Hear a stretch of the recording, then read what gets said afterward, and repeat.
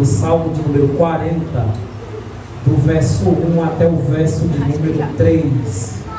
Salmos de número 40, o verso de número 1 até o verso de número 3.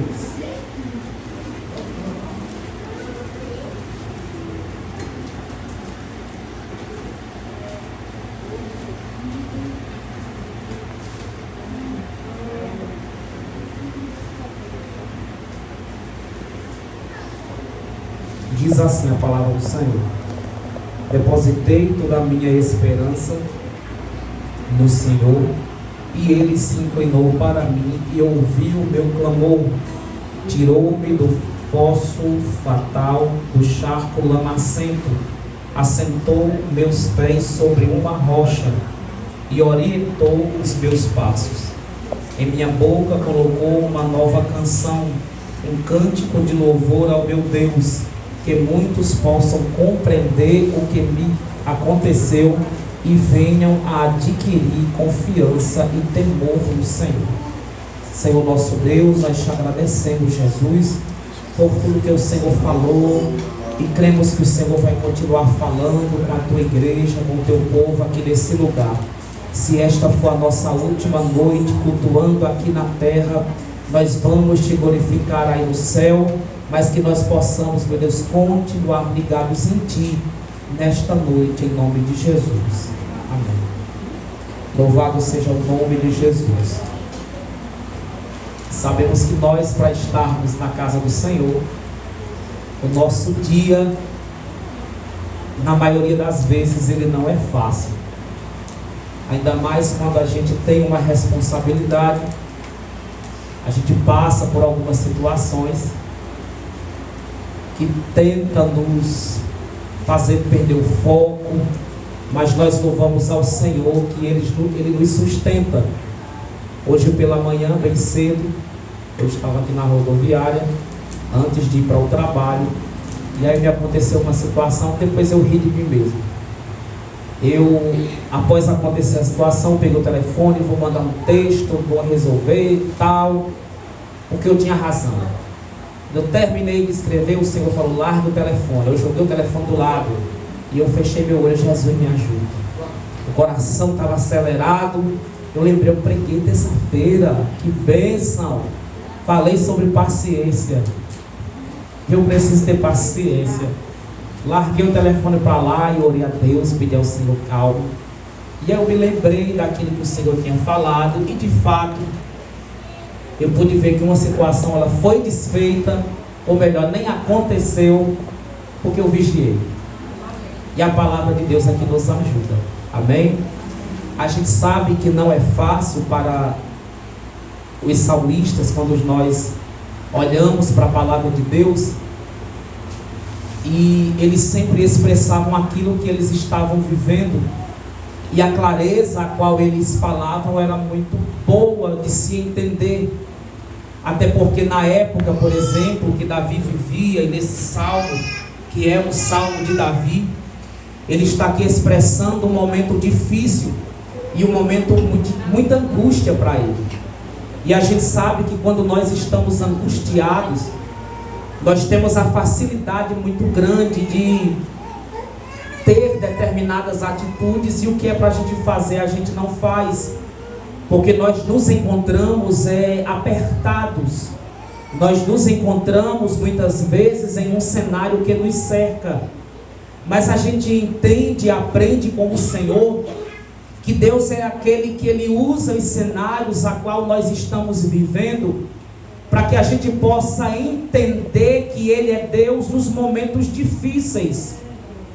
Porque a gente não pode viver tanto tempo vivendo só os momentos bons. Mas os momentos difíceis é aonde a gente vai se conhecer. Nos momentos angustiosos é aonde a gente vai perceber se nós chegamos a amadurecer um pouco mais, é aonde a gente se avalia. A Bíblia diz que nós temos que nos examinar. Aqui o salmista, ele se encontra sozinho, ou pelo menos a gente percebe isso. E de fato, literalmente, ele não pode fazer nada por si. Quando ele está dizendo aqui falando no passado, agora ele está expressando o que ele viveu. E essa vivência trouxe para ele mais uma experiência, e ele necessitava passar por aquilo. Eu não sei o que você está vivendo esta noite, ou o que você tem vivido, mas eu digo a você esta noite com propriedade: o que você está vivendo é mais uma oportunidade que o Senhor está te dando, para que você o conheça, e o conheça sozinho. Porque tem coisa que a gente tem que viver, e perceba, tem estreitos que a gente vive, lugares que são tão apertados, que eles não cabem mais ninguém. Os nossos pés, eles se encontram em uma limitação, em um momento de fragilidade muito grande, e é preciso. O salmista aqui, ele está expressando o que ele viveu, e ele está dizendo que ele precisava depositar, e ele depositou em um momento em que tudo que ele estava vivendo, com seus pés em fragilidade, ele estava dizendo, ele disse que ele depositou no Senhor, esperando em Deus, porque o que estava cercando ali não dava para ele habilidade, não dava para ele fortaleza, não dava para ele esperança nenhuma. O que ele estava vivendo não dava para ele em momento nenhum para que ele pudesse parar e pensar humanamente falando. Não tinha solução, e muito menos como sair. Ele não tinha como sair daquela situação, porque a sua única esperança era Deus. E perceba que Deus, ele permite que a gente passe algumas coisas, porque a gente precisa ser lapidado por Deus. Eu entendo e posso ver na vida de Elias, na vida de Eliseu, eles viveram momentos difíceis aonde eles precisavam, e eles literalmente passaram por momentos difíceis, e até mesmo quando eles acharam que eles podiam contar consigo mesmo, o Senhor sempre diz que Ele tem algo a mais a dar para as nossas vidas. O salmista, ele com toda a propriedade, ele diz que naquele momento onde ele precisava de uma urgência de Deus, Deus não agiu da maneira que ele queria. Deus não fez da maneira que ele queria, de maneira nenhuma. Primeiro, Deus, ele mostra que ele é Deus. Segundo, Deus, ele mostra que o tempo ele é dele. Terceiro, a gente precisa entender que quando nós nos inclinamos para o tempo de Deus, para a maneira de Deus agir, e olhamos para a situação que nós estamos vivendo, é a oportunidade de vermos Deus de uma maneira que a gente nunca viu. Ele aqui teve a oportunidade de se esvaziar de Deus de uma maneira tão profunda, em que a sua oração foi uma oração diferente. Eu lembro que quando Jonas, ele estava tentando fugir da presença de Deus, fugir daquilo que Deus havia mandado ele fazer, fugindo do direcionamento que Deus tinha dado para ele, Jonas vai para dentro do ventre do peixe, como diz a Bíblia. E a gente sabe que Jonas, ele vai começar a expressar, dizendo e comparando aquele lugar como um inferno. A angústia de Jonas, ela era tão grande, ele não tinha como sair, ele não tinha nada para fazer por si, ele não tinha ninguém para orar por ele. Aquele momento era um momento onde somente ele e Deus podiam estar ali. Jonas teve a oportunidade também de se esvaziar de si e colocar a sua esperança em Deus. Deus sabe aonde nos coloca para a gente ter esperança nele. Deus sabe o que permite para a gente fortalecer a nossa fé nele. Deus sabe o que permite e o que faz para que a gente entenda que a gente precisa crer em Deus de uma maneira diferente. O salmista, ele está dizendo que se ele tinha esperança, é porque a sua fé naquele momento ela precisou e estava entrando em ação. Porque a gente muitas vezes diz que crê, mas na hora que a coisa ruim começa a acontecer, logo a gente esconde a esperança. A gente tem a facilidade de dizer que tem fé, mas quando as coisas começam a apertar, cadê a esperança? Cadê a fé? Cadê aquela oração que a gente tinha feito lá atrás?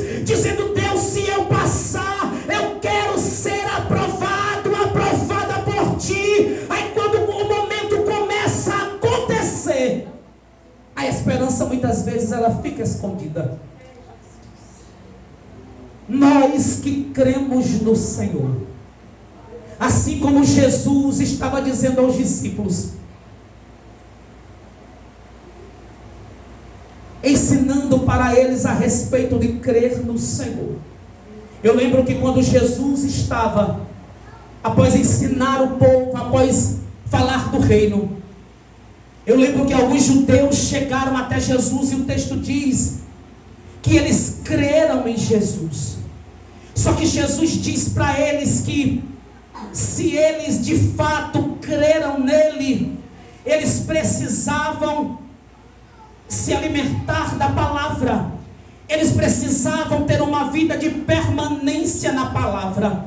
Jesus estava dizendo para eles que dizer que crer não era suficiente, porque para ser um discípulo verdadeiro, ele tem que ir além de crer, ele precisava ter uma permanência. E quando a gente olha para aquilo que Jesus estava ensinando para aqueles judeus, que disseram que estavam crendo nele depois de tudo que ele fez, Jesus estava dizendo: olha, se vocês estão crendo, é necessário vocês terem uma permanência na minha palavra. E o que está acontecendo nesses últimos dias, a permanência ela não existe. E quando ela existe, não é na palavra, é naquilo que Deus pode fazer, ou no que Ele está fazendo.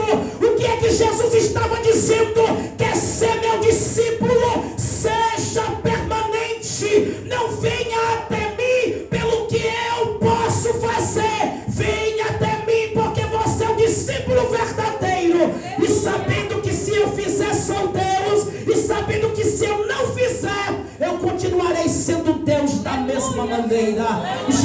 Deus estava ensinando para o salmista que dizer que crer não é suficiente, tem que ter vivência.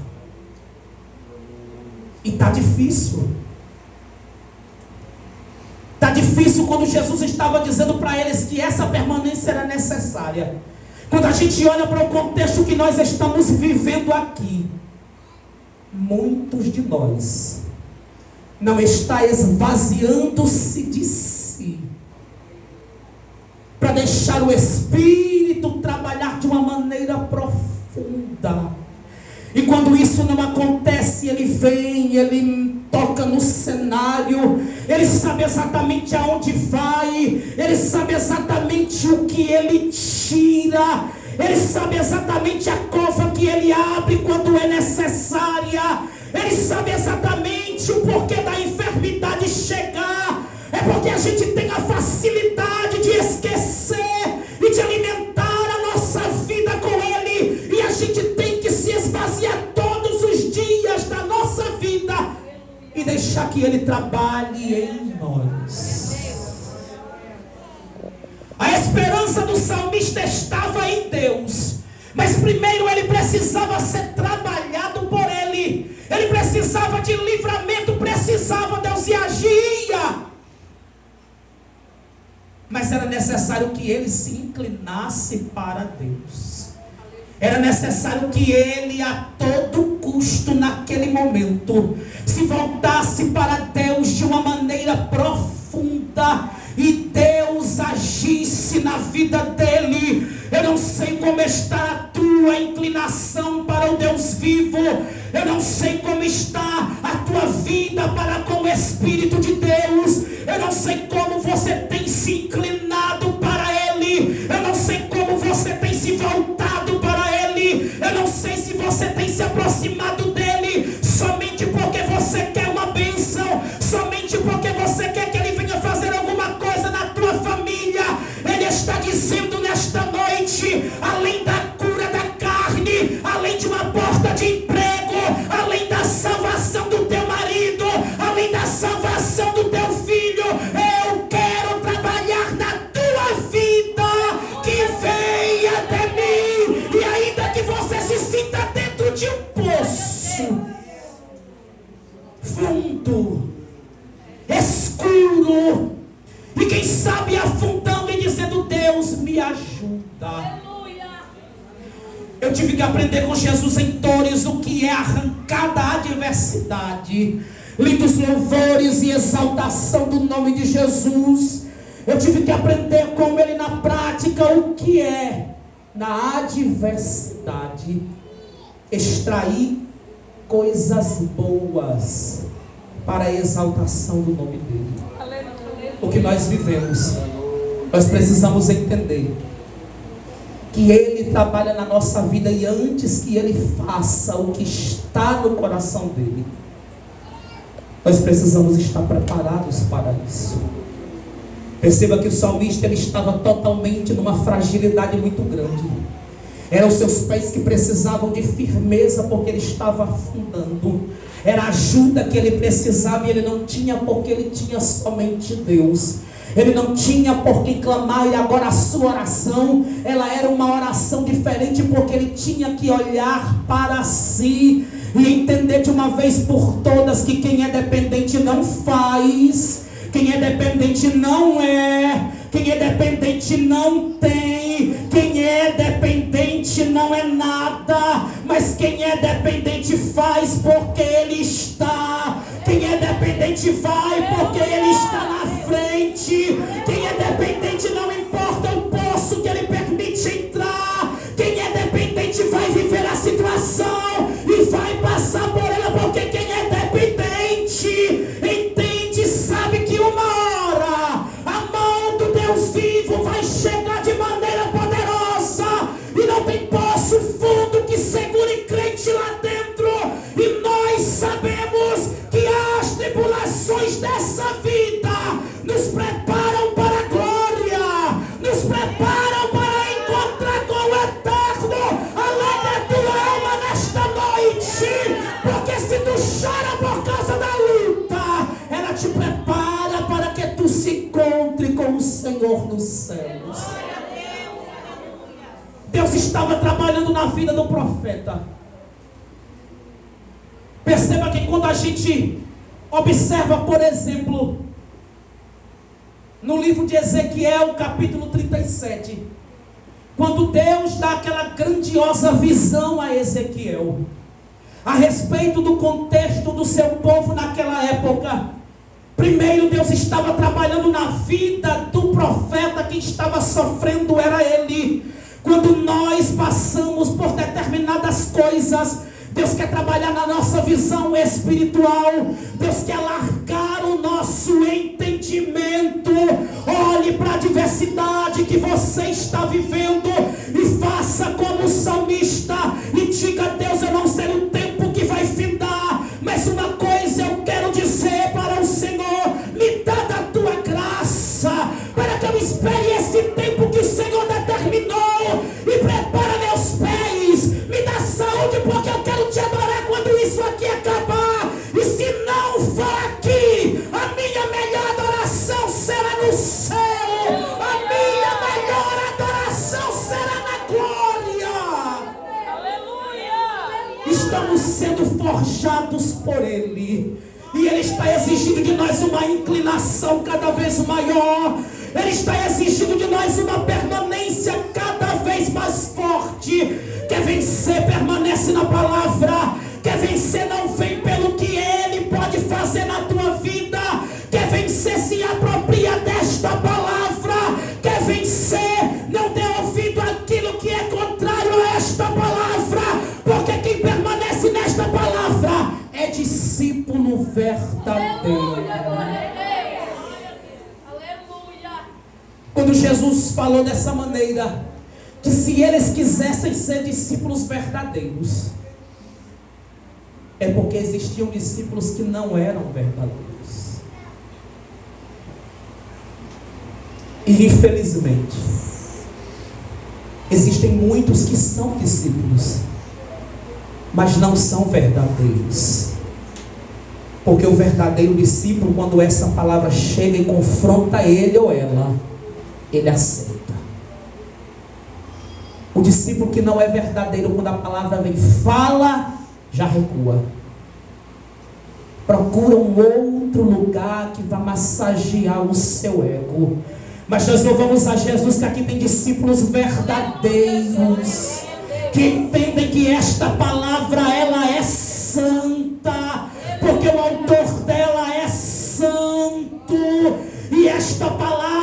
antes dela curar, ela vai tratar a ferida. E dependendo da profundidade da ferida, vai doer. Mas eu digo que o médico que trata as nossas feridas, ele sabe exatamente o que está fazendo. E quer ver uma coisa maravilhosa?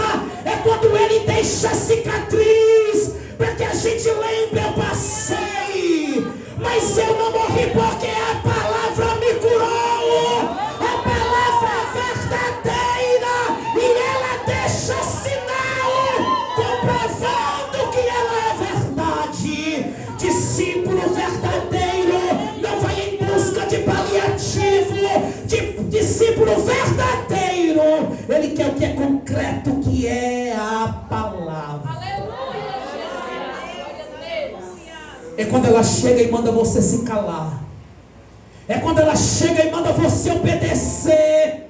É quando ela chega e manda você ficar. Ou ela manda você ir. O discípulo verdadeiro, ele obedece. Aleluia. E aceita mesmo que custe. A gente sabe que esperar não é fácil.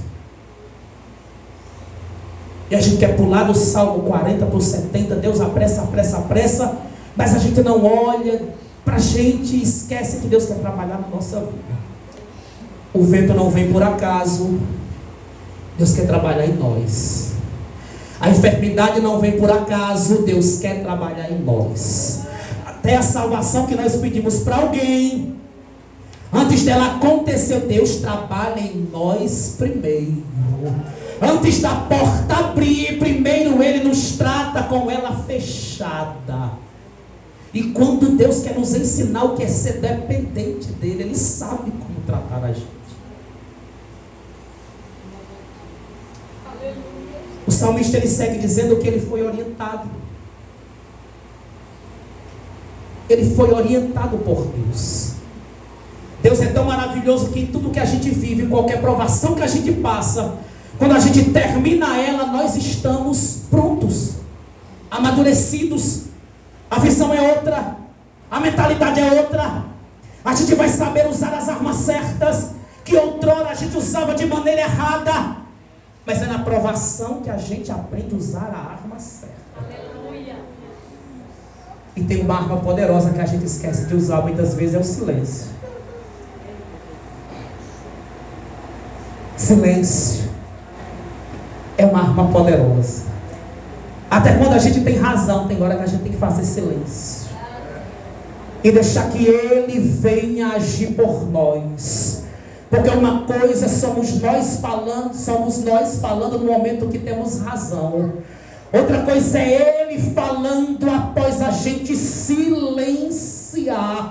Porque quando Ele fala, Ele justifica, Ele mostra, Ele abre, Ele fecha, Ele traz, Ele mostra quem é quem, Ele tira, Ele põe, Ele abre a porta, Ele muda de estado, Ele leva para a glória, Ele livra da morte, Ele não deixa morrer, Ele permite ficar em cadeira de rodas, Ele permite ficar cego, mas Ele também cura, e de alguma maneira Ele mostra que Ele é Deus. E uma coisa que Deus não vai perder é a oportunidade de ser exaltado. Aleluia! Aleluia! Fique de pé. Aleluia, Jesus.